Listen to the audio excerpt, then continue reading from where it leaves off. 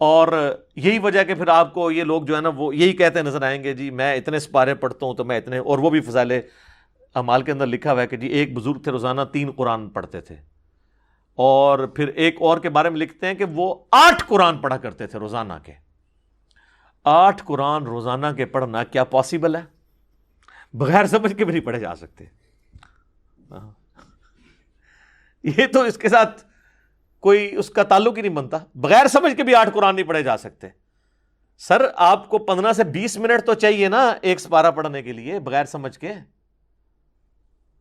تو آپ ذرا کیلکولیشن کر لیں کہ 8 قرآن کیسے پڑھے جا سکتے ہیں؟ 24 گھنٹے میں سونا بھی ہے، کھانا پینا بھی ہے، ٹائلٹ بھی ہے، سب کچھ چیزیں جڑی ہوئی ہیں۔ صحابہ نہیں پڑھ سکتے تھے۔ صحیح مسلم میں حدیث ہے، بخاری میں بھی اس کا کچھ حصہ موجود ہے کہ نبی علیہ السلام فرمایا تم میں سے کسی کی استطاعت ہے کہ رات میں 1/3 قرآن پڑھ لے؟ صحابہ نے کہا یا رسول اللہ ہم میں کون ایسی استطاعت رکھ سکتا ہے؟ تو آپ نے فرمایا کہ سورہ اخلاص 1/3 قرآن کے برابر ہے۔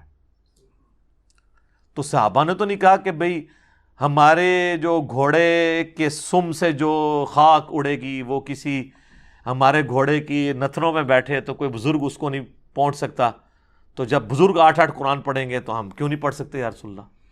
کہانی ہے نا، جو مرضی بیان کرو۔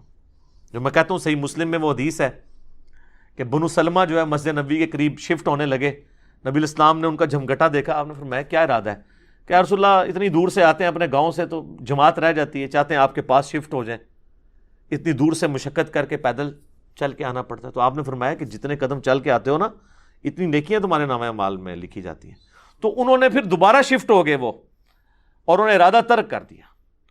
تو میں کہتا ہوں یار یہ تو کہتے ہیں بزرگ جو ہے وہ ایک نماز مکے پڑھتے ہیں، دوسری مدینے پڑھتے ہیں، روحانی طور پہ تیسری بیت المقدس۔ صحابہ کو تو اپنے گھر مدینے کے گاؤں سے شہر میں شفٹ کرنے پڑ رہے ہیں۔ نبی علیہ السلام کو تو بقول ان کے کہنا چاہیے تھا کہ بھئی آنے میں تکلیف ہوتی ہے تو اڑ کے آ جایا کرو،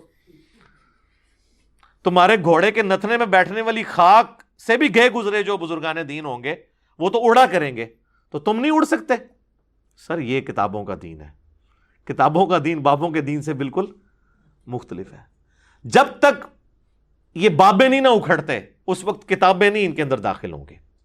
اب تو اللہ کا شکر ہے اکھڑ گئے ہیں، اب تو کبھی کوئی یاد کرواتا ہے تو یاد آتا ہے، تو ادروائز تو اللہ کا شکر ہے کہ یہ سارا کے سارا معاملہ کلیئر ہو گیا۔